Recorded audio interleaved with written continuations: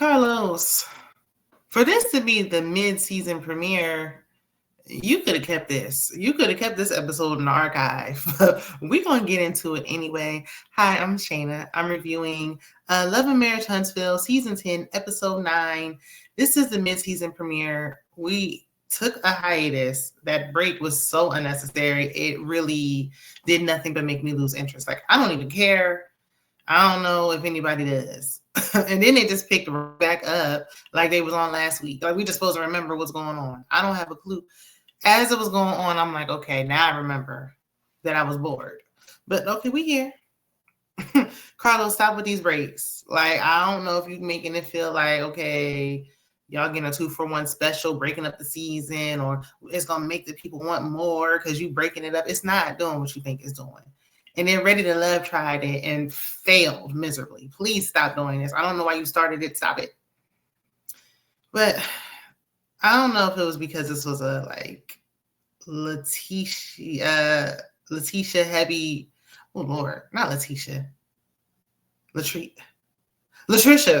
Child, I just did Bell Collective, so I'm messing up all the Luz, the Tuz, the T-Tods. Lord, everybody's names just sound the same. Latricia. It was a Latricia and Ken heavy episode. So maybe that's why it was dry. I don't know. We start the episode off with Latricia. She's training her son Xavier. Train me too, sister, though. Like, train me too. Like, I'm not trying to, be as ripped as Trish is, but she in good shape, okay? She's in good shape. They discuss his fitness goals. And then Trisha asks her son, is he really okay? Like, how are you really feeling? Because, we just coming off that little tussle that Ken and Marquez had got into. And Xavier said he's fighting against depression, like all the fighting between his parents and then Ken getting all in the mix is just taking a toll on him. I know he is so ready to go off to college, child. Ken and Trish, y'all kept saying, y'all love to keep saying every time Marquez is like, you doing this to my kids. Oh, the kids don't feel nothing. Oh, they don't feel nothing. Well, the son said he feels something. And he 18, so he fully aware of what's going on. These are older kids. These are not babies. They know what's going on. And I'm sure they feel every bit of it. When they got to not only deal with all this commotion, but with a camera crew too. So not everybody's in their business. But Ken fighting Xavier's dad, he crossed the line. Because Ken really was up there acting like he was a father. Like, oh, I did more these last 3 years. No, I know you got him a car and all the things, but that's still that boy's dad. You out of line, you out of order. Like, if we can't be amicable, this is not gonna work. Thank goodness for Xavier, like he's 18 and he can have a relationship with both his parents on his own time. He doesn't need to like really get them involved, but his little sister's still in the house. So they still got a co-parent for some more years. It just seems like the son is more mature emotionally than the adults. And he's only 18 years old. So we get into the boring Fletchers. Nell is cleaning up or acting like she's doing something, child. I don't know what she was doing. She up there telling Chris, like, look, we need to hire the maid back. And he's like, now why would we hire back the maid when I can do it? Well, you ain't doing it. That's why you need to hire the maid back. He being cheap. But didn't he just recently get his real estate license revoked, allegedly? Or it was something like that? Child, I don't know. It was something like that. While we're here, please don't forget to like the video, hype the video if you can, share, subscribe. It's a free way to support the channel and it's appreciated. Now, Destiny dating their supposed godson that nobody heard about till the other week came up. Chris feels like Destiny is being petty. He's talking about she being petty like Martell, like on some get back. That's why she's dating the godson. No, she want to date the godson because the godson kind of fine. Okay, that's why. There. Letitia telling Destiny that Nell knew that Lance had a new addition, and that's why they rushed out of LA. That came up again. Truth is, I'm tired. Options are few. Listen, now you don't have to be like, I didn't know, because I don't believe she didn't know. I don't think anybody does believe that. Come on now. But a simple like, listen, that wasn't my business to tell. I don't have to. I'm not obligated to tell my adult son's business to Destiny. Would have sufficed. Who can argue the point? Okay, and even if I did know, it's not my place to tell you my son's business. Like, he'll tell you about his baby when he's ready or when he's not. You found out, didn't you? But that's not Nell's responsibility to tell.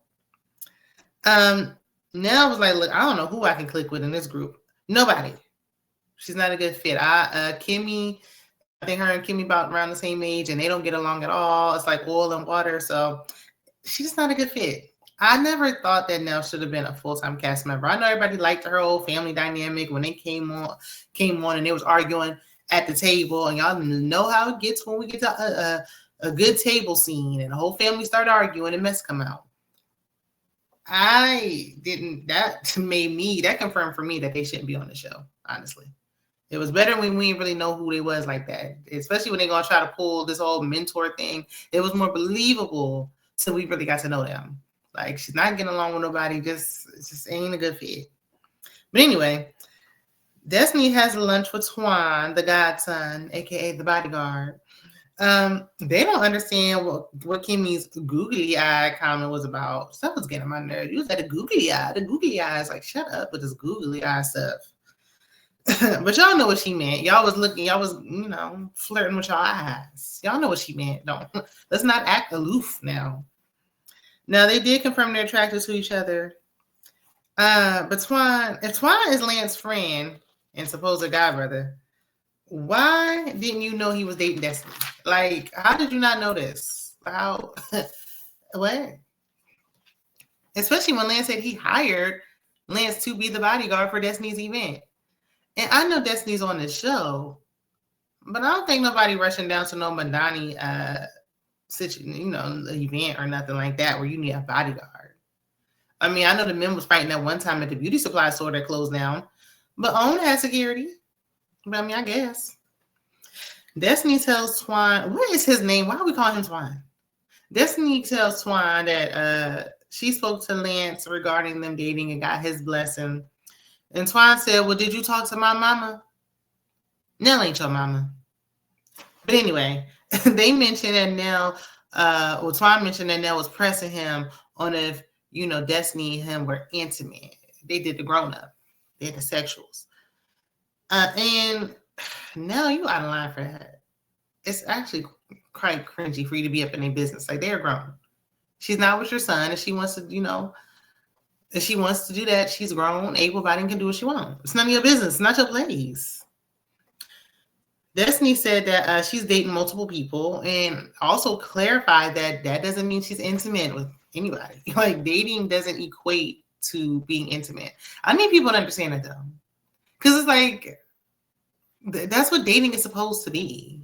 Like, you're supposed to date people until you find a match. That doesn't mean that you have to sleep with everybody that you date. Like, I don't know. I feel like men just not all, some assume that that's what that means. Like, you don't have to sleep with somebody just because y'all went to dinner. You're getting to know them. If it's a fit, it's a fit. If it's not, it's not. We move on. But whatever. I'm gonna be honest. It seems like Twan put Destiny in a friend zone. Once he heard that, he was like, okay, I think we would be good friends. I said, ooh. I'm glad that she's being open and honest, but she probably didn't need to tell him that. Like, I don't need to tell you nothing if you ain't my man. But this for a storyline anyway, so Anyway, I digress. So Trish and Ken have a talk to discuss the little scuffle between Ken and Marquez. Trish asks Ken if he wants to be there, like if he wants to still be in a relationship in a home. And he was saying he been wanting to leave. Like, he been feeling like he want to leave for a while. He ain't going nowhere. And he was just constantly, I feel like, putting blame on Trish. Well, you do this, you do that. Like, but take accountability for your actions, because neither one of y'all are perfect. Okay, let's not do that. Now, he said that no one cares how he feels. It's always how she feels and how the kids feel. And nobody seems to care about how he feels. And that does seem to be a little true from what I can see. I don't know. He may have a point there.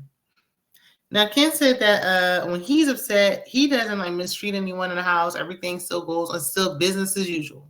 But when she's upset, that same energy is not reciprocated. Like, she's not making dinner. She ain't talking to nobody. You can't do that. Especially every time. I'm going to say here and there, you just don't feel like it, whatever. Every time you're upset or you're in a little funk, you can't do that. It's not fair to the people in the house who didn't do nothing to you. And if they did do something to you, you need to express that and speak to that, not walk around just mad. Now, Trish said that, it's not always about him. Like, sometimes she's just dealing with her own stuff. And that's why you need to talk to somebody. I'm glad later on we're talking to Dr. Francis. But both of them need to work on the communication with each other because this ain't working. Now, at the daycare, Nell needs Lance to do some work, buff the floors, paint, just do little jobs around the daycare. She said she feel like he dragging his feet because he getting the family discount.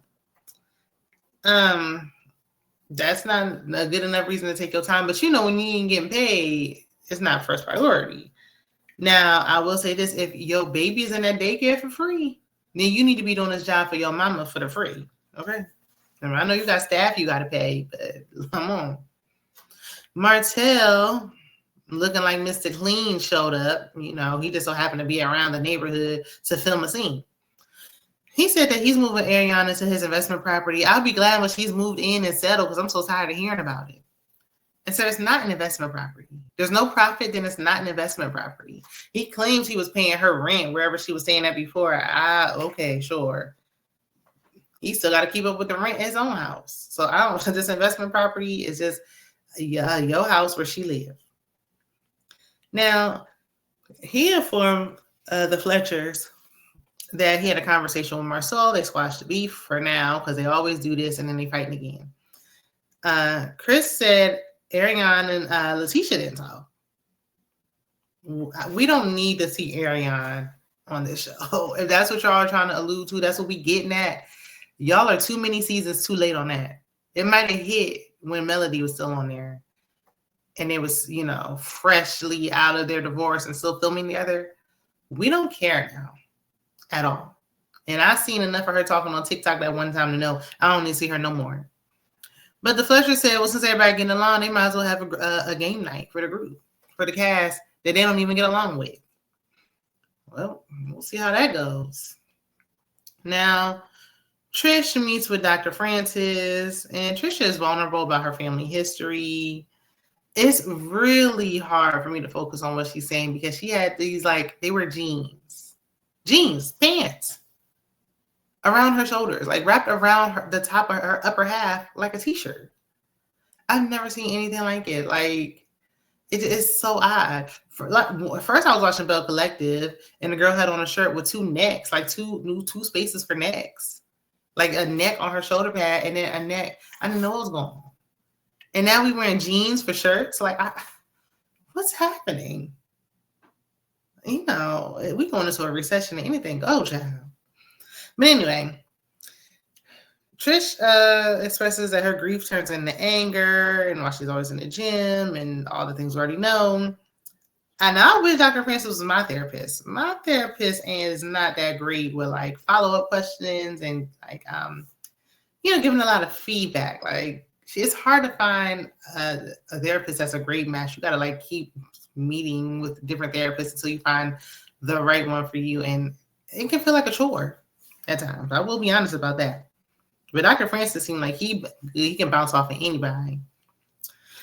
Now, I do feel like he was telling her information that she basically already knew, but now it's time to do the work. And she really did look very pretty this episode, and especially when she met with Dr. Francis from the neck bone up, because Lord knows whatever was going down from the shoulders below with that jean shirt, and not no jean material shirt, no, just jeans for a shirt, just to reiterate. Okay. So, and Ken and Trish need to do some couple counseling next. If y'all gonna be together, get some counseling. Now, this could have been an email, but next week, look like Nell and Kimmy might be, having a little scuffle by the pool, and that's what I'm here for. So meet me back next week. Let me know what you think about the episode down in the comments. I will see you guys in the next one. Bye.